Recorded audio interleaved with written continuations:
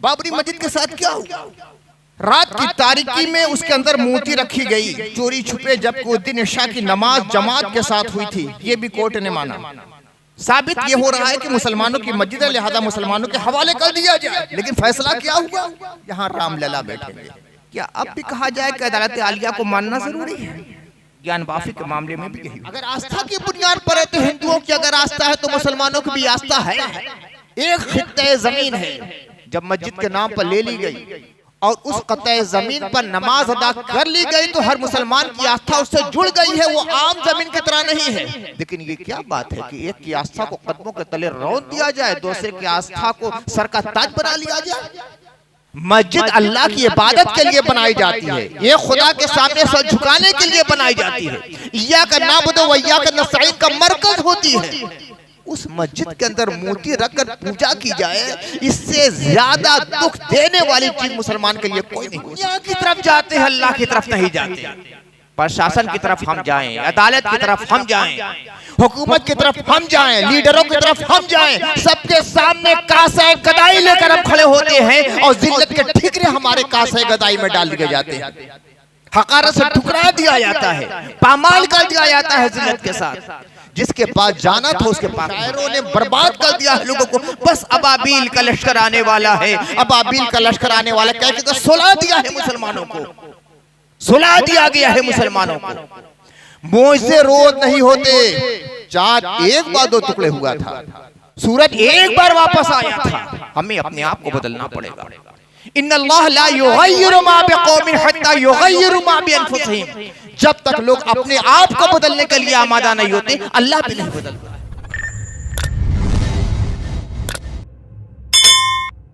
मुसीबतुन क़ालू इन्ना लिल्लाहि व इन्ना इलैहि राजिऊन।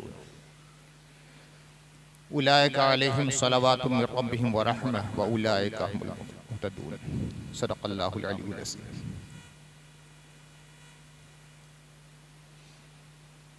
हज़रात,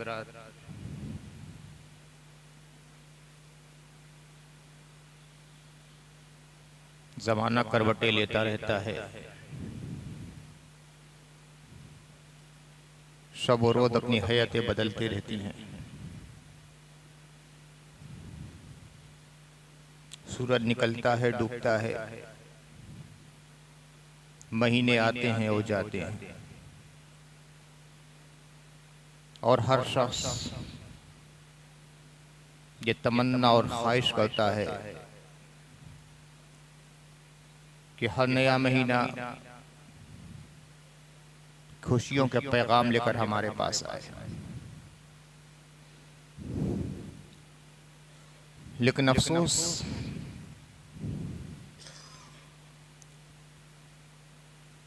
फरवरी 2024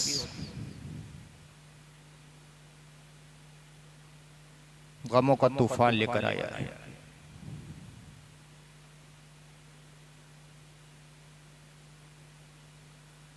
दिल फटे हैं,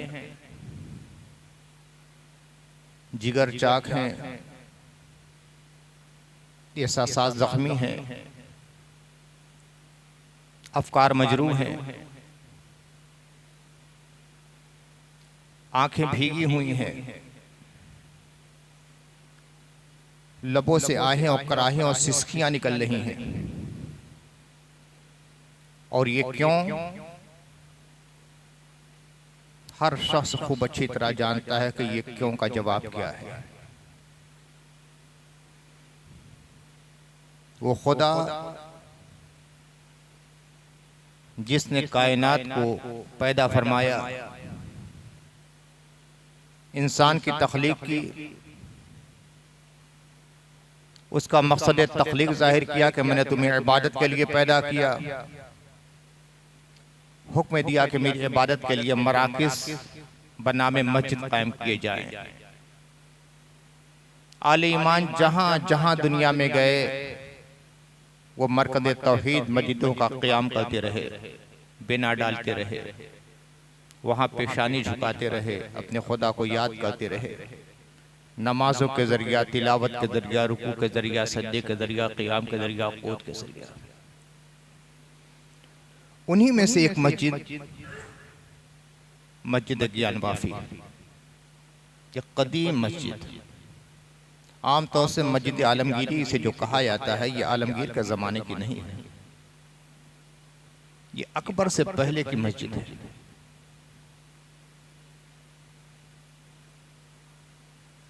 क़ुत्ब बनारस हज़रत शाह तैयब बनासी के अहवाल में एक वाक़या मिलता है कि जब अकबर बादशाह ने ज़रूरत से ज़्यादा सेकुलर बनने के लिए, ये लफ्ज़ ख़ास तौर से इसलिए कह रहा हूँ कि आजकल कुछ मौलवी और कुछ सियासी ज़रूरत से ज़्यादा सेकुलर बनना चाहते हैं और अपनी इस्लामियत को दफन कर डालते हैं, तो उसी तरह अकबर बादशाह ने ज़रूरत से ज़्यादा सेकुलर बनने के लिए इस्लाम का कलादा अपनी गर्दन से उतार दिया और एक नए दीन की बुनियाद डाली। हर तरफ ऐलान किया गया कि जुमा के खुतबों में ज़िल्ले इलाही का नाम लिया जाए। खुतबे में जैसे नबी सल्लल्लाहु अलैहि वसल्लम पे दरूद व सलाम पेश किया जाता है, आपके खुलफा राशिदीन पर, आपके अज़वाज मुतहरात पर, आपके अहले बैत इज़ाम पर, आपके सहाबा किराम पर, उसी तरह अकबर बादशाह के नाम का खुतबा पढ़ा जाए। जो दुनियादार मौलवी और इमाम थे उन्होंने पढ़ना शुरू कर दिया। उलमाए हक और उलमाए सू से कोई जमाना खाली नहीं रहा है, कोई जमाना खाली नहीं रहा। एक तरफ उलमाए हक रहे हैं, एक तरफ उलमाए सू रहे हैं। उलमाए हक वो होते हैं जो हक के साथ रहते हैं चाहे गर्दन कटाना पड़ जाए, और उलमाए सू वो रहते हैं जो हुकूमत के साथ रहते हैं चाहे हक का जनाजा निकालना पड़ जाए। हर जमाने में दो किस्म के उलमा रहे हैं।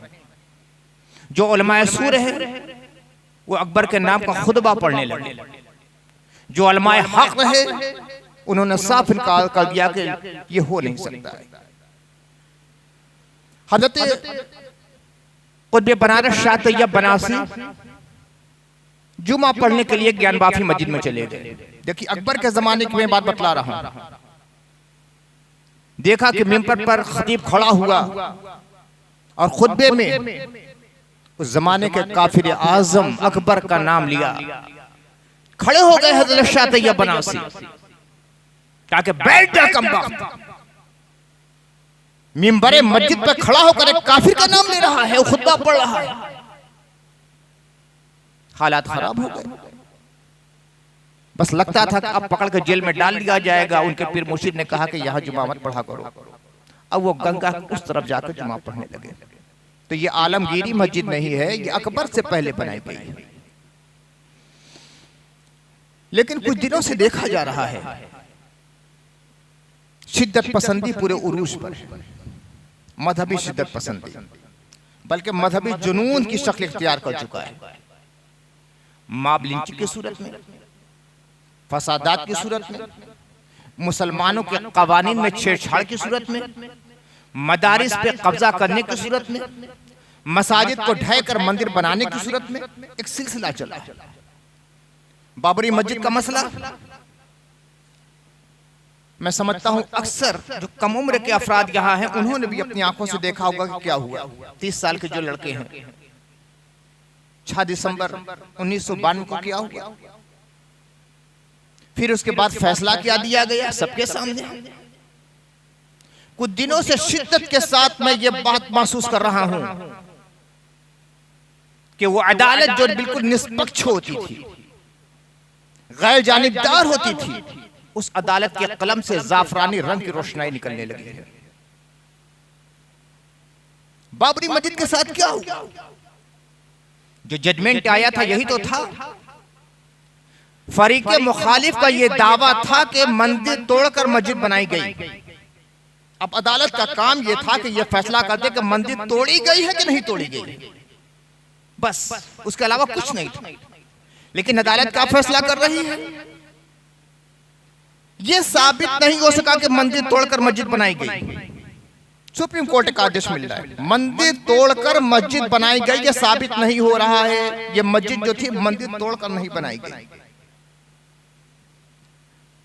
रात की तारीकी में उसके अंदर मूर्ति रखी गई, चोरी छुपे जबकि उस दिन इशा की नमाज जमात के साथ हुई थी, ये भी कोर्ट ने माना। 6 दिसंबर 1992 को मस्जिद शहीद की गई। ये बहुत गलत काम हुआ और जो लोग इसके जिम्मेदार उनको सजा दी जाए, ये कोर्ट ने कहा। फैसला क्या होना चाहिए था? साबित ये हो रहा है कि मुसलमानों की मस्जिद है, लिहाजा मुसलमानों के हवाले कर दिया जाए। लेकिन फैसला क्या हुआ? यहां रामलला बैठेंगे। क्या अब भी कहा जाए कि अदालत आलिया को मानना जरूरी है? जो फैसला कर देगा वो मानना जरूरी हो गया। ज्ञानवाफी के मामले में भी यही हुआ। ज्ञानवाफी का जो दक्षिणी इलाके का तहखाना तो है नहीं, वो जमीन के बराबर हिस्सा है। तहखाना तो कहते हैं जो नीचा हिस्सा हो और कम से कम एक आध सीढ़ी उतर के जब जाए तो तहखाना का है, लेकिन वो जमीन के बराबर है। उर्फ आम में तहखाना कहा जाता है, लिहाजा तहखाना बोला जाता है। लोअर कोर्ट का आदेश आ गया कि सन 1992 तक या 93 तक बराबर उसमें पूजा होती थी, लिहाजा वहां पूजा शुरू हो जाए। 1 हफ्ते का वक्त दिया गया कि 7 दिन के अंदर यह काम शुरू हो जाना चाहिए। मैं आज ही बनारस के जो कुछ वरिष्ठ पत्रकार हैं और सब के सब गैर मुस्लिम, कोई मुसलमान नहीं, सब के सब गैर मुस्लिम, उनका बयान मैं सुन रहा था। वो सब के सब इस बात से बड़े मुतफक्की नजर आते हैं कि हिंदुस्तान से अब जमहूरियत खत्म हो रही है। अब बड़ा खुलकर उसके बारे में बयान दिया। बहुत से तो पत्रकार थे, उस इलाके के रहने वाले थे, वरिष्ठ पत्रकार हैं, उस इलाके के रहने वाले, हिंदू हैं, गैर मुस्लिम हैं, कहते कि हम लोगों ने कभी पूजा होती नहीं देखा। गैर मुस्लिम पत्रकार कह रहे हैं जो उसी इलाके के रहने वाले हैं। अभी मैंने थोड़ी देर पहले सुना, कहा कि हमने पूजा होते हुए कभी नहीं देखा। हम लोग तो रोजाना आते जाते थे, सुबह भी आते थे, दोपहर को भी आते थे, शाम को भी आते थे। बस व्यास नाम के आदमी थे, उन्हीं के घर की तहवील में वो था। वो लोग आते थे, जाते थे, कभी चिराग उराग चला लेते थे। कुछ सामान उसमें रखे हुए थे, ना उसके अंदर मूर्ति थी, ना पूजा हम लोगों ने कभी देखी। एक पत्रकार था, उसने कहा कि नहीं पूजा होती थी, लेकिन वही लोग कभी कभी पूजा करते थे, ये आम सार्वजनिक नहीं था। लेकिन आज क्या हुआ? बतला है कि वो पूजा हो गई और आज पोजीशन ही हो गई है। तिलभांडेश्वर की मस्जिद का मसला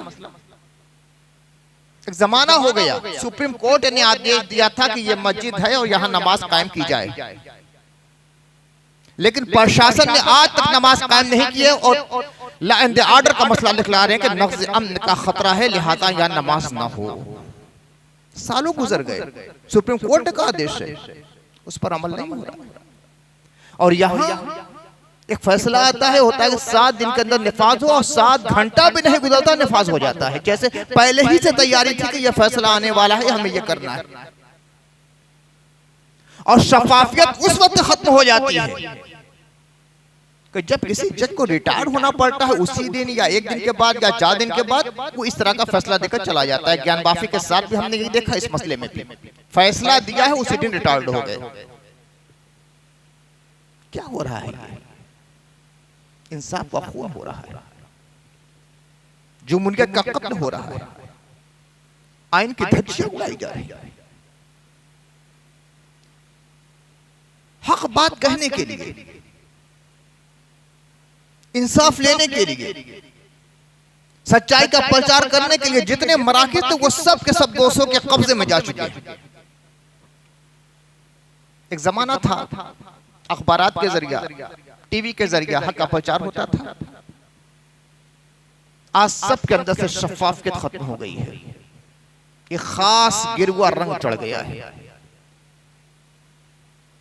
और ये हम नहीं कहते, सिर्फ जो वाकई जमहूरी फिक्र रखने वाले मुअज़्ज़ज़ सहाफी हैं, फिलासफर हैं, फिक्रमंद लोग हैं, तारीखदान लोग हैं, गैर मुस्लिम हैं, वो भी बड़े मुतफक्की नजर आते हैं कि हिंदुस्तान का अंजाम क्या होने वाला है। सहाफत बिक गई, इंतजामिया का जो हाल है वो आपके सामने है। चंद टकों पर बिकने वाले ये पुलिस हो गए। आप लोगों ने बारहा देखा होगा, नो एंट्री इलाका है, यहां से गाड़ी नहीं जाएगी। जेब से ट्रक वाले ने 50 रुपया 100 रुपया निकाल के दिया, पुलिस वाले ने रखा, जाओ। ये होता है। कानून नाम की कोई चीज नहीं। अदालत की शफाफियत भी अब खत्म होती चली जा रही है। आज अदालत भी मुस्लिम और हिंदू में बंट गई है। पहले सेकुलर होती थी, पहले जमहूरी होती थी, पहले आइन के पासदार होती थी, पहले कानून की मुहाफिज होती थी। अब अदालत में भी कानून की धज्जियां उड़ाई जा रही हैं। आज आस्था के नाम पे फैसले किए जा रहे हैं।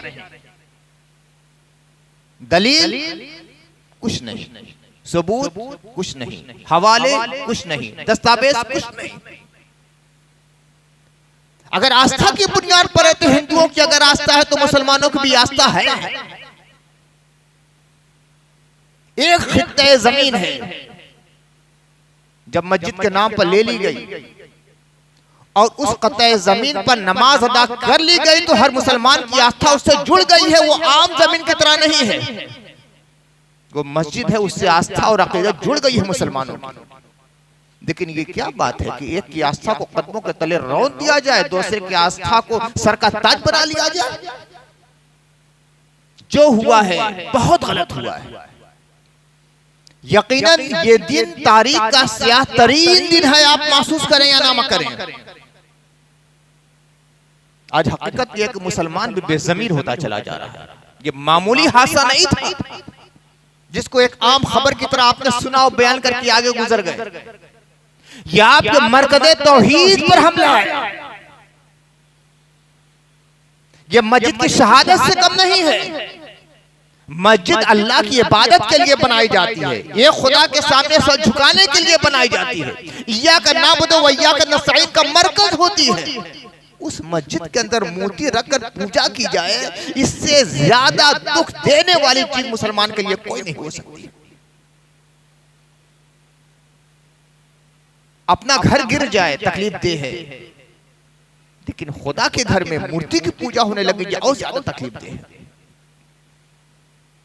और उसके लिए कोई कोशिश ना हो, या अपने दिल में तड़प और दर्द और कर्ब और बेचैनी और शराब और बेबसी महसूस न करे, तो खुदा की हमसे जरूर पूछा जाएगा। ये आम हालात नहीं है, बड़े खतरनाक हालात पैदा हो रहे हैं। ये सबसे बड़ा हमारा मरकज होता है। ये तो शुरुआत है ना, एक हिस्से में घुसे धीमे धीमे धीमे धीमे सब पर कब्जा। हम जाएं तो कहां जाएं? सहाफत जुम्बादारी कर रही है, इंतजामिया एक खास मजहब की तर्जुमान बन चुकी है। अदालत के अंदर शफाफियत बाकी नहीं रह गई है। हुकूमत का जो हाल है आप सबके सामने है। अब बस एक दर बचता है, उसी की बारगाह में हमें अपने सर को झुकाना है, फरियाद लेकर जाना है। हर दर से आप ठुकरा दिए गए, हर चौखट से आपको इस्तेसाल हुआ, हर दरबार से आपके लिए जुल्म का परवाना जारी हुआ है। अब लौट आओ अपने खुदा की तरफ। ये सब अल्लाह की तरफ से आजमाइश और इम्तिहानात हैं। अल्लाह ने फरमाया वाला नबलुवन्नकुम, हम जरूर जरूर तुम्हें आजमाएंगे। ये मत समझना कि हम आजमाए नहीं जाएंगे। अलिफ लाम मीम अहसिबन्नासु अन युत्रकू अन यक़ूलू आमन्ना वहुम ला युफ्तनून। क्या लोगों ने ये गुमान कर रखा है कि सिर्फ ये कह दें कि आमन्ना, हम मोमिन हैं, और उन्हें आजमाया नहीं जाएगा? वलक़द फ़तन्नल लज़ीना मिन क़ब्लिकुम, हमने तुम्हारे पहले से लोगों को भी आजमाया है। फला यअलमन्नल्लाहु लज़ीना सदक़ू वला यअलमन्नल काज़िबीन, अल्लाह बतला देगा कि कौन झूठा है और कौन सच्चा है। ये इम्तिहानात की घड़ियां हैं। वाला नबलुवकुम, हम तुम्हें जरूर जरूर आजमाएंगे। इस आजमाइश से बच नहीं पाओगे। बेशइम मिनल खौफ, कुछ खौफ के जरिए, वलजू, भूख के जरिए, वनक़्सिम मिनल अमवालि वल अनफुसि वस्समरात, तुम्हारे माल का घाटा होगा, तुम्हारे जान का खसारा होगा, तुम्हारी पूंजी का खसारा होगा, समरात का खसारा होगा। वबश्शिरिस साबिरीन अल्लज़ीना इज़ा असाबतहुम मुसीबतुन क़ालू इन्ना लिल्लाहि व इन्ना इलैहि राजिऊन। उन सब्र करने वालों को बशारत और खुशखबरी सुना दीजिए कि जब कोई मुसीबत आती है तो कहते हैं इन्ना लिल्लाह, हम अल्लाह के हैं, व इन्ना इलैहि राजिऊन, हमें लौट कर अल्लाह की तरफ जाना है। उलाइका अलैहिम सलवातु मिर रब्बिहिम व रहमा, अल्लाह की मेहरबानियां, अल्लाह की रहमत, अल्लाह का फضل ऐसे लोगों के साथ है। व उलाइका हुमुल मुहतदून, हिदायत याफ्ता यही लोग हैं। अल्लाह ने हर जमाने के लोगों को आजमाया। जो लोग कहते इन्ना लिल्लाह, हम अल्लाह के लिए हैं, व इन्ना इलैहि राजिऊन, अल्लाह की तरफ लौट कर जाना है, हमारा रुजू अल्लाह की तरफ। बहुत आसान जुमला लगता है, इन्ना लिल्लाह व इन्ना इलैहि राजिऊन। किसी के मरने का इंतकाल हुआ, हमने कहा कि इन्ना लिल्लाह व इन्ना इलैहि राजिऊन। ये जुमला क्या है? एक नारा है, एक स्लोगन है। एक मुसलमान की जिंदगी का एक नारा है, इन्ना लिल्लाह, हम अल्लाह के लिए हैं, हम अल्लाह के लिए हैं, दुनिया के लिए नहीं है। हमारा मालिक अल्लाह है, हमारा खालिक अल्लाह है, हमारी जिंदगी अल्लाह के लिए, हमारी मौत अल्लाह के लिए है। कुल इन्ना सलाती व नुसुकी व महयाया व ममाती लिल्लाहि रब्बिल आलमीन, कह दीजिए मेरा मरना अल्लाह के लिए, मेरा जीना अल्लाह के लिए, मेरी नमाज अल्लाह के लिए, मेरी कुर्बानी इबादत अल्लाह के लिए, मेरी इबादतें अल्लाह के लिए है जो रब्बुल आलमीन है। तो इन्ना लिल्लाह मामूली सा जुमला नहीं है, हम अल्लाह के हैं, अल्लाह के बंदे हम हैं, अल्लाह के सिपाही हम हैं, अल्लाह के दीन के खादिम हम हैं, अल्लाह ने जो शरीयत दी उसके मुहाफिज हम हैं। इन्ना लिल्लाह का ये मफहूम, व इन्ना इलैहि राजिऊन, लौट कर अल्लाह की तरफ जाना है, हमारा रुजू अल्लाह की तरफ होना चाहिए। हम दुनिया की तरफ जाते हैं, अल्लाह की तरफ नहीं जाते। प्रशासन की तरफ हम जाएं, अदालत की तरफ हम जाएं, हुकूमत की तरफ हम जाएं, लीडरों की तरफ हम जाएं, सबके सामने कासे गदाई लेकर हम खड़े होते हैं और जिल्लत के ठिकरे हमारे कासे गदाई में डाल दिए जाते हैं, हकारत से ठुकरा दिया जाता है, पामाल कर दिया जाता है जिल्लत के साथ। जिसके पास जाना था उसके पास नहीं जाते। हम रोज कहते हैं या का नाबुदु व या का नस्तईन, तेरी इबादत हम करते हैं, तुझसे मदद चाहते हैं। कितनी बार अल्लाह से मदद आप चाहते हैं? जब मुसीबत आती है तब, वो भी ज़ाहिरी एतबार से। चंद दिन बैठकर हमने दुआएं कर ली, सोचते हैं सारे काम हो गए, और फिर दुआ के ऊपर से भी हमारा इत्तेकाद कम होता चला जाता है कि दुआएं हमारी कबूल नहीं होती, लिहाजा लगता है कि दुआ में असर नहीं है। दुआ में असर है, उन कलिमात तय्यबात में असर है। दुआ कबूल करने वाला खुदा हमारी दुआओं का मुंतज़िर है। दुआ के शराइत जो है वो हमारे अंदर नहीं पाए जा रहे। हज़रत वालिद गिरामी का एक शेर है, शिकवा है कि तासीर दुआओं में नहीं है, शिकवा है कि तासीर दुआओं में नहीं है, खुद रूहे अमल बन, अभी तासीर दुआ देख। रूहे अमल तो हमें बनना है। अल्लाह के नबी सल्लल्लाहु अलैहि वसल्लम ने फरमाया कि एक आदमी दूर दराज सफर करके आता है, कहता है या रब या रब या रब या रब की रट लगाता है, ऐ परवरदिगार, ऐ खालिक, ऐ अल्लाह, ऐ मालिक, करम फरमा, रहम फरमा। उसकी दुआ कबूल नहीं होती। क्यों? आका फरमाते हैं उसका लिबास हराम है, उसका खाना हराम है, उसका पीना हराम है, उसके बदन पर जो गोश्त पोस्ट है वो हराम कमाई से पैदा हुआ है। अल्लाह ऐसे लोग की इबादत को कबूल नहीं करेगा। क्यों हमारी दुआएं कबूल नहीं होती हैं? एक हज़रत अब्दुल मुत्तलिब थे, रसूलुल्लाह सल्लल्लाहु अलैहि वसल्लम के जद्द अमजद के जब अबरहा हमला करने के लिए हाथियों का लश्कर लेकर आया था। मक्के के लोग बड़े कमजोर थे, उनसे मुकाबले को उनके अंदर ताकत नहीं थी। हज़रत अब्दुल मुत्तलिब रज़ियल्लाहु ताला अन्हु ने तमाम लोगों को पहाड़ की तरफ भेज दिया और खुद आए, दरवाजा थामा, खाने काबा का दरवाजा थाम, कहा कि ऐ अल्लाह, ऐ रब्बे इब्राहिम, ऐ रब्बे काबा, ये तेरा घर है, तू इसकी हिफाजत फरमा। हमारे अंदर वो ताकत नहीं, लेकिन वो ईमान था, वो यकीन था, वो अल्लाह की जात पे भरोसा था, वो इत्मीनान था, हम इसका मुकाबला नहीं कर सकते, मगर हमारा खुदा है कि वो आन में असहाबे फील को तबाह हो बर्बाद हो गालिब कर सकता है। तब अल्लाह ताला ने चिड़ियों का गूल भेजा, अलम तरा कैफ फअल रब्बुका बिअसहाबिल फील अलम यजअल कैदहुम फी तज़लील व अरसल अलैहिम तैरन अबाबील तरमीहिम बिहिजारतिन मिन सिज्जिलिन फजअलहुम कअस्फिन माकूल। आज हम सोचते हैं कि वो अबाबील का लश्कर आएगा, कैसे आएगा? देखिए, सोच लीजिए, मौजे रोज नहीं होते, इस बात को खूब अच्छी तरह समझ लीजिए। शायरों ने बर्बाद कर दिया है लोगों को, बस अबाबील का लश्कर आने वाला है, अबाबील का लश्कर आने वाला, क्या कहते हैं, सुला दिया है मुसलमानों को, सुला दिया गया है मुसलमानों को। मौजे रोज नहीं होते, चांद एक बार दो टुकड़े हुआ था, सूरज एक बार वापस आया था, चिड़ियों का गूल एक बार आया था, रोज रोज नहीं होता। रोज रोज तो हमारे अमाल का जायजा लिया जाता है कि हम क्या करते हैं, हम क्या करते हैं। ठीक है, काबा को बचाने के लिए तैरन अबाबील आए थे, लेकिन मस्जिद अक्सा को बचाने के लिए सलाहुद्दीन अय्यूबी बनना पड़ा था। हजारों हजार मुसलमान शहीद हुए थे, बार बार जंगें हुई थी, तब मस्जिद अक्सा पर मुसलमानों का कब्जा हुआ था।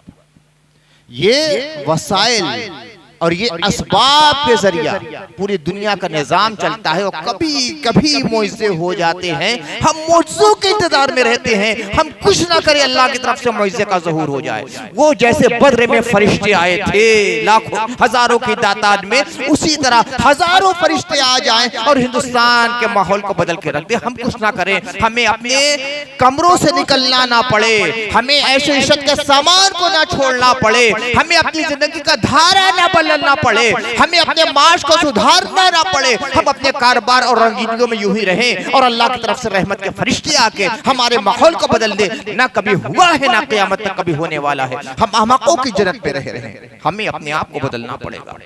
इन्नल्लाह ला युग़य्यिरु मा बिक़ौमिन हत्ता युग़य्यिरु मा बिअनफुसिहिम। जब तक लोग अपने आप को बदलने के लिए आमादा नहीं होते, अल्लाह भी नहीं बदलता है। आज खुसूसन हमारा सरमायादार तबका कहां जा रहा है? अल्लाह ताला फरमाता है, वैज़ अरदना अन नुहलिका क़रयतन अमरना मुत्रफ़ीहा फ़फ़सक़ू फ़ीहा फ़हक़्क़ अलैहा अल-क़ौलु फ़दम्मरनाहा तदमीरा। जब हमारा इरादा होता है कि इस बस्ती को तबाह करना है, वैज़ अरदना अन नुहलिका क़रयतन, किसी बस्ती को हम तबाह करना चाहते हैं, अमरना मुत्रफ़ीहा, हम वहां के खुशहाल लोगों को हुक्म देते हैं, फ़फ़सक़ू फ़ीहा, वहां फिस्को फुजूर वो करते हैं, दौलत के सहारे पर फिस्को फुजूर करते हैं, बुराइयां करते हैं, बेहयाइयां करते हैं। फ़हक़्क़ अलैहा अल-क़ौल, जो मेरा हक है वो नाफिज हो जाता है। फ़दम्मरनाहा तदमीरा, पूरी तरह हम कुचल डालते हैं उस बस्ती को। ये अल्लाह का कानून है। इसमें लफ्ज़ अम्र जो आया है, अमरना मुत्रफ़ीहा, तो अमर यामुर अमरन का आम तर्जुमा जो होता है हुक्म देना, अम्र देना, हुक्म देना। लेकिन एक तर्जुमा और होता है, इमाम बुखारी किताब तफसीर में लिखते हैं, अमरना ए कसरना, हम वहां खुशहाली वाले अफराद को बढ़ा देते हैं, मालदारों को बढ़ा देते हैं, खूब ज्यादा मालदार पैदा होते हैं, खूब दौलत की रेल पेल हो जाती है, और उसके बाद फहाशी में, बदकारी में, अय्याशी में और फजुल खर्ची में अपने नामो नमूद के लिए खूब पैसा खर्च करते हैं। आलम यह होता है फ़दम्मरनाहा तदमीरा, उस बस्ती को कुचल कर तबाह बर्बाद कर डालते हैं। ये सारे मनाजिर हमारी निगाहों के सामने हैं। दौलत अपने स्टेटस के इजहार के लिए आज हो चुकी है। दौलत बंद बनो तो हज़रत उस्मान गनी का दिल भी रखो कि जब दीन की बात आए बस खर्च हो रहा है। हज़रत अब्दुर्रहमान इब्न औफ जैसे दौलतमंद बनो, मुनाफिकीन जैसे दौलतमंद नहीं। ये बड़े दौलतमंद होते थे। अब्दुल्लाह इब्न उबई बहुत बड़ा दौलतमंद, जब इस्लाम की बात आती थी तो एक दमड़ी उसके पास से नहीं निकलती थी। ऐसे दौलतमंद मत बनो। इन्ना सलाती व नुसुकी व महयाया व ममाती लिल्लाहि रब्बिल आलमीन वाले दौलतमंद बनो। मेरी दौलत, मेरा सरमाया, मेरा मकान, मेरे बच्चे, मेरी बीवी, सब अल्लाह के लिए कुर्बान है। दुआएं नहीं कबूल होंगी, नहीं कबूल होंगी जब तक हम अपने को बदलेंगे नहीं। सबसे पहले अपने रिस्क को पाक बनाएं, अपनी कमाई को पाक बनाए, हलाल कमाई इख्तियार करें, हराम कमाई के करीब न जाएं। हलाल कमाई के साथ, वाक़े के साथ मर्जर कबूल करें, मगर हराम कमाई के साथ करोड़ों का अंबार अपने घर में लगाना पसंद न करें। फिर देखिए आपकी ज़बान से जो जुमला निकलेगा अल्लाह पसंद फरमा लेगा और कबूल करेगा।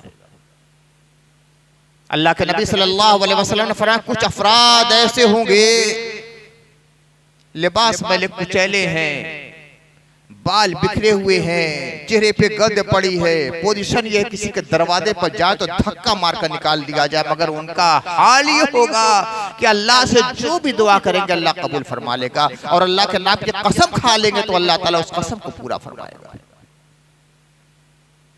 इस लायक तो बनिए कि आपके अल्फाज अल्लाह की बारगाह में कबूल हो सके, आपके अल्फाज अल्लाह की बारगाह में कबूल हो सके।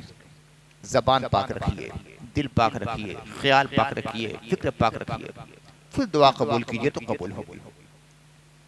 कल मीटिंग हुई, उलमा भी थे, सल्ला साहिबान भी थे, मुअज़्ज़ज़ अफराद भी थे, मैं भी हाजिर था। फैसला हुआ कल जुमा का दिन है, बंदी की जाए, कारोबार हम लोग बंद करें और अल्लाह की बारगाह में रुजू हो। ज़ुहा से लेकर असर तक दुआ खानी का सिलसिला रहे, फिर दुआ की जाए अल्लाह की बारगाह में। बहुत अच्छा अमल है, यौम दुआ है आज, लेकिन यौम दुआ से बढ़कर आज यौम मुआहिदा है। यौम मुआहिदा, यौम मीसाक, अल्लाह से हम वादा करें, अल्लाह से मुआहिदा करें कि या अल्लाह आज से हम अपनी जिंदगी को पाकीज़ा बनाएंगे। हर दर पे जाके हमने देख लिया, रुसवाई मिली, जिल्लत मिली, इहानत मिली, निदामत मिली, बेइज्जती मिली। अब तेरे दर पे आए, तेरे दर का भागा हुआ बंदा शाम को लौटकर फिक्री चौखट पर आया है। मौला ताला हमें कबूल फरमा दे। ये आज मुआहिदा आपको करना है, इस मस्जिद से आहद करके आपको जाना है कि अपनी जिंदगी का हम धारा बदल देंगे। जो बुराई भी हमारे अंदर उसको हम छोड़ेंगे। यही खत्म है, यहां से जिंदगी का नया दौर शुरू होने वाला है। सिर्फ यौम दुआ मत बनाइए, यौम मुआहिदा बना लीजिए इस दिन को। और अगर इतने अफराद भी सच्चे तौर से तौबा कर लेंगे कि जो गुनाह आज तक हम करते रहे, आज से हम वादा करते हैं खुदा वो गुनाह हम नहीं करेंगे, और यहां से हमारी जिंदगी का नई सूरत निकलने वाला है, तो इंशाअल्लाह आप जो दुआ करेंगे जरूर कबूल होगी। हमारा यकीन है, यकीन है, यकीन है। लेकिन अपने पहले आपको बदलना पड़ेगा और अल्लाह की बारगाह में सही मुआहिदा करना पड़ेगा। आज जुमा बाद कुछ दरूद शरीफ पढ़ लीजिए, इस्तिग़फ़ार पढ़ लीजिए, कलमा तय्यबा पढ़ लीजिए, आयत करीमा पढ़ लीजिए, ला इलाहा इल्ला अंता सुब्हानका इन्नी कुन्तु मिनज़ ज़ालिमीन, ऐसे तक ये सिलसिला चलेगा। फिर उसके बाद दुआ होगा। आप तमाम लोग शरीक हो और अपने नौजवान दोस्तों से और अपने बच्चों से मैं खास तौर से कहूंगा, हालात की नज़ाकत को ये लोग समझें, अमन सुकून बरकरार रखें। मैंने इससे पहले कहा था ये हमारा मुल्क है। जिस तरह अपने घर का तहफ़्फ़ुज़ हमारे लिए लाज़मी है, तो अपने मुल्क का तहफ़्फ़ुज़ भी लाज़मी है। आप लोगों से मुकम्मल मुझे तवक्को है कि ऐसे वैसे काम तो कभी नहीं करने वाले, ना मुसलमानों का ये मिजाज होता है, लेकिन कम से कम दूसरों के आलेकार भी आप ना बने। आलेकार क्या है? अपनी बस्ती से बाहर निकल के जाके घूमना फिरना। कोई कमेंट कर देगा, आप उसका जवाब दे देंगे, मामला कुछ का कुछ हो जाएगा। उसका मौका ही ना दें। अपने बस्ती से बाहर मत निकलिए, अपने घर में रहिए, मस्जिद में रहिए, दोस्त अहबाब के साथ हैं, कुछ दिन की बातें उनके साथ करते रहिए, शेयर कीजिए। इलाके से बाहर निकलना बंद कीजिए आप लोग, बस जरूरत के मुताबिक निकला कीजिए। हालात बहुत नाजुक हैं। उसके बाद इससे पहले मैंने तकरीर में कहा था, औरतों पर कंट्रोल कीजिए, औरतों पर कंट्रोल कीजिए। घूमने फिरने का जो औरतों में मिजाज बन गया है, मार्केटिंग का मिजाज है, शॉपिंग का मिजाज है, बंद कराइए। वो तूफान आने वाला है, वो तूफान आने वाला है कि आप उसको महसूस नहीं कर सकते। क्या हो रहा है आज पूरे हिंदुस्तान में, बनारस में भी हो रहा है। घाट घाट पर क्या हो रहा है, पार्कों में क्या हो रहा है, पिकनिक स्पॉट्स पर क्या हो रहा है, मुझसे ज्यादा आप लोग जानते हैं। कभी ये मत सोचिए कि यार ये दूसरों के यहाँ का, हमारे यहाँ ऐसा नहीं होगा, हमारी तरबियत तो बड़ी अच्छी है। हर बाप हर माँ अपने बाल बच्चों की तरबियत करते हैं। उस तरबियत का खून करने वाले कितने बच्चे और बच्चियां हैं, ना उसका एहसास आपको है ना हमें। लिहाजा भरोसा भी अपने औलाद पर होना चाहिए और शक भी होना चाहिए औलाद पर। शक भी होना चाहिए, भरोसा भी होना चाहिए। भरोसा मुकम्मल हो लेकिन शक की निगाह से भी आप देखते रहिए कहीं गलत रुख पर तो नहीं जा रही है बेटी। हर वक्त निगाह में रखिए और बाहर जाने वाला मिजाज बन, सहेली के यहाँ जाना है, खाला के यहाँ जाना है, बुआ के जाना, बंद कराइए इन चीजों को। क्या क्या खुराफात हो रही हैं उसका अंदाजा आप लोगों को है। एक और अहम बात जो कल के मीटिंग में हम लोगों ने तय की है वो ये कि देखिए शादी ब्याह का सीजन है और ये जो हादसा है ये बहुत अफसोसनाक हादसा है। किसी का इंतकाल होता है, उसके घर का वो हादसा होता है, एक घर का एक परिवार का मामला होता है। शादी ब्याह होती है तो उसके प्रोग्राम को समेट दिया जाता है, किसी का इंतकाल घर में हो गया। और ये जो हादसा हुआ है वो एक घर का हादसा नहीं, ये पूरे मुसलमानों का हादसा है, इज्तिमाई हादसा है। इस कर्ब को हर दिल में महसूस होना चाहिए। लिहाजा जो भी शादी ब्याह का प्रोग्राम होने वाले हैं उसको समेटें लोग, दावत ज़ियाफत का एहतमाम कम से कम करें। अगर सिर्फ निकाह से काम चल जाए तो वो सबसे बेहतर है। महसूस तो हो कि हाँ आपके दिल में कर्ब है। देखिए जो कार्ड वगैरह छप चुका और जा चुका वो तो मजबूर बेचारे हैं, अब कुछ नहीं कर सकते, अब उनके घर जाकर वापस तो करेंगे नहीं। लेकिन जो बाकी है अभी प्रोग्राम होने वाले हैं यहीं से कंट्रोल करें और महसूस आप एहसास दिलाएं कि नहीं हमें इसकी तकलीफ है। और अगर आप इसी तरह शादी ब्याह में खर्च करते रहे फजूलियात के साथ तो बहुत खराब मैसेज जाएगा गैर मुस्लिमों पर कि मुसलमानों की मस्जिदों पर कब्जा हो रहा है, इन्हें जरा भी एहसास नहीं है। यानी ये सो चुके हैं, इनका जमीर मुर्दा हो गया है, इनका ईमान खत्म हो गया है। जैसे चाहे उन पर हमला किया जाए, जैसे चाहे इनको नेस्त नाबूद कर दिया जाए। यानी आपका इस तरह के कामों में मसरूफ होना, शादी ब्याह पर फजूलियात पे खर्च करना दूसरों के हौसलों को बुलंद करेगा। दूसरे ये सोचेंगे मुसलमान मर चुके हैं, इन चीजों से उन्हें कोई मुराद नहीं है, वो अपने ऐशो इज्जत में लगे हुए हैं। लिहाजा जैसे चाहे इन पर हमला किया जाए, जैसे चाहे इन्हें मारा पीटा जाए, जैसे चाहे कुचला जाए, जैसे चाहे इनकी मस्जिदों पर कब्जा किया जाए। तो अपने लिए नहीं, अपने नामो नमूद की बात नहीं है, मुसलमानों के तशख़्ख़ुस को बचाने के लिए लाज़िमी हो गया है कि आप लोग अपनी जिंदगी का धारा बदलिए, फजूलियात को बंद कीजिए। शादी ब्याह का जो फजूलियात हो अपने स्टेटस को बढ़ाने के लिए, अपने नामो नमूद के लिए और शोहरत के लिए, हम भी बहुत मालदार हैं, बंद कीजिए इन चीजों को। अल्लाह के रसूल सल्लल्लाहु अलैहि वसल्लम ने फरमाया कि सबसे अच्छा निकाह वो है, सबसे अच्छा निकाह वो है जिसमें कम खर्च हो। हम सोचते हैं कि सबसे अच्छा निकाह वो है जिसमें ज्यादा से ज्यादा खर्च हो कि खर्च करने वाला मखसूस शख्स हो जाए।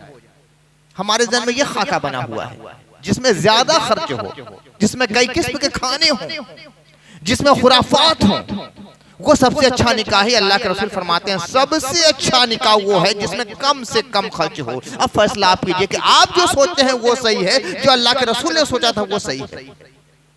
हुजूर ने जो कहा वो हमारे लिए मियार होना चाहिए।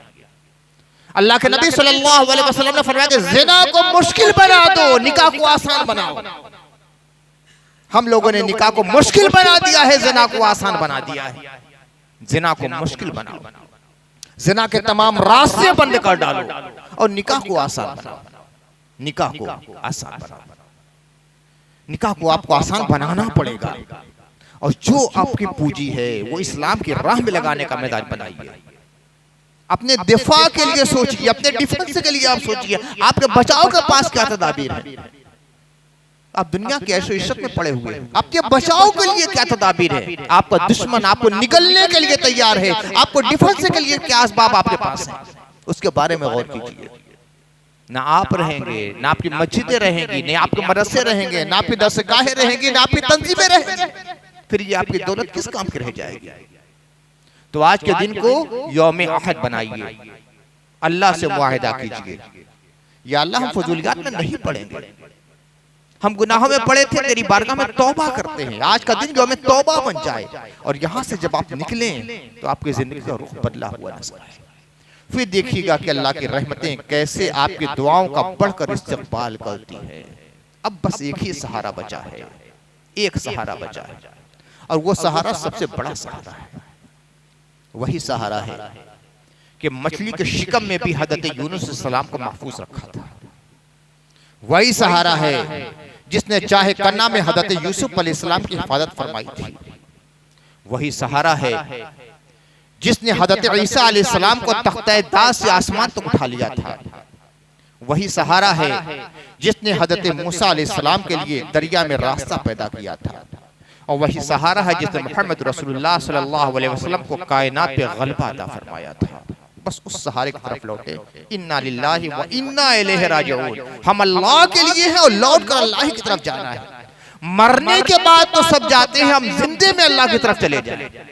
मरने के बाद तो मजबूरी है अल्लाह की तरफ जो जाने की, लौट कर हम जिंदगी में अल्लाह की तरफ रुजू कर लें, अपना रुख अल्लाह की तरफ कर दें। इन्नी वज्जहतु वजहिया लिल्लज़ी फतरा समावाति वल अर्द हनीफा। हमारा रुख अल्लाह की तरफ हो जाए जिसने आसमान और जमीन की पैदाइश फरमाई है, पैदा फरमाया है और उसकी परवरदिगारी भी कर रहा है, उसकी रुबूबियत का इजहार फरमा रहा है। तो हमारा रुख अल्लाह की तरफ हो जाए, हम रुजू कर लें अल्लाह की तरफ। इन्ना लिल्लाहि व इन्ना इलैहि राजिऊन। जो जिनका मिजाज ये हो जाता है, सिर्फ ज़बान से कहना नहीं, जिनका मिजाज ये होता है कि उनकी जिंदगी अल्लाह के लिए हो जाती है और रुजू अल्लाह की तरफ करते हैं, तो अल्लाह फरमाता है उलाइका अलैहिम सलवातु मिर रब्बिहिम व रहमा। ऐसे लोगों पर अल्लाह का फज़ल इनाम और रहमतें नाजिल होती हैं। हम अल्लाह की रहमत को उम्मीदवार है, बस अल्लाह की रहमत आ रही है, अल्लाह के फरिश्ते आएंगे, अल्लाह की तरफ से सलामती का पैगाम आएगा, अल्लाह की तरफ से फतह की बिशारत आएगी। ऐसे नहीं आती है। जब वाकई अल्लाह के हम बन जाते हैं और अल्लाह की तरफ रुजू करते हैं, तब अल्लाह की मदद आती है। अफगानिस्तान की मिसाल आपके सामने है। दुनिया की दो बड़ी सुपर ताकतें, अजीम तरीन ताकतें, दोनों को धूल चटा दिया तालिबान के लोगों ने, जिनके पास कुछ नहीं था। बज़ाहिर दुनिया के मादी असबाब व ज़राए उनके पास नहीं थे, मगर अमेरिका को भी धूल चटा दी और रशिया को भी धूल चटा दी। क्यों? इन्ना लिल्लाहि व इन्ना इलैहि राजिऊन का अमली पैकर वो बन गए। जो ताजा वाक़ियात हमास के हैं आपकी निगाहों के सामने हैं। इसराइल के सामने अहले गज़ा और हमास की हैसियत क्या है। लेकिन 110 दिन गुजर गए, आज भी पूरी तरह जवाबमंदी के साथ अहले हमास अपनी जगह पर खड़े हैं, गज़ा के लोग अपनी जगह पर खड़े हैं। इसराइली ताकत जो दुनिया की अजीम तरीन ताकतों में से मानी जाती है, वो पीछे हटने पर मजबूर हो गई। क्यों? इन्ना लिल्लाहि व इन्ना इलैहि राजिऊन वाले वो थे। हमारा सब कुछ अल्लाह का है। वहां तो ये आलम है कि घर का कोई फर्द मरता है तो लोग खुशी मना रहे हैं कि हमारा बेटा शहीद हो गया है। आज तो ये आलम है कि फिर शादी ब्याह का सिलसिला शुरू हो चुका है। हमास वाले और गज़ा में शादी ब्याह का सिलसिला शुरू। जंग बहुत तवील हो गई, 100 दिन से ज्यादा हो गए, शादी ब्याह हो रही है। लेकिन आपको सुनकर ये ताज्जुब होगा और ईमान की एक रबक दिल के महसूस होगी कि वहां शादी के वक्त कुछ शराइत लगाई जाती है। लड़की कहती है कि मैं उसी लड़के से शादी करूंगी कि अगर शादी वाले दिन हमारे चीफ का ऐलान हो जाए कि जंग के लिए जाना है तो मेरी तरफ ना देकर फौरन जंग के लिए चला जाए। और लड़का कहता है कि मैं उसी लड़की से शादी करूंगा कि अगर मेरे चीफ का ऐलान हो जाए तो बिस्तर अरूसी पर भी ये आवाज सुनो तो मेरी बीवी मेरे कदमों को न रोके, बल्कि खुशी खुशी मुझे इजाजत दे कि जाओ मेरे दूल्हा तुम जा रहे हो और शहादत को गले लगा कर आना। ये शब्द हो रही है। जब ये जज्बा पैदा होता है तब अल्लाह की मदद आती है। हम एसी रूम से बाहर निकलने के लिए तैयार नहीं, हम अपनी हराम कमाई को छोड़ने के लिए तैयार नहीं, हम पड़ोसी पर जुल्म को तर्क करने के लिए तैयार नहीं, हम भाई पर जुल्म करने को तर्क करने के लिए तैयार नहीं। और चाहे कि फरिश्ते हमारी मदद के लिए आए जैसे ग़ज़वा बद्र में आए थे, तो ये हमारी बहुत बड़ी भूल और गफलत है और अहमकों की जन्नत में रहना है। अपने को बदलिए, हालात को बदलिए, सच्ची तौबा कीजिए। और जब आदमी अल्लाह से सच्ची तौबा कर लेता है तो धारा ऐसा वक्त का बदलता है कि आदमी महसूस नहीं करता। अल्लाह ताला हमें और आपको तमाम मुसलमानों को सब्र और शुक्र की और अमल साले की और ईमान पे इस्तिकामत की तौफीक अता फरमाए। व आखिर दावा अल्हम्दुलिल्लाहि रब्बिल आलमीन।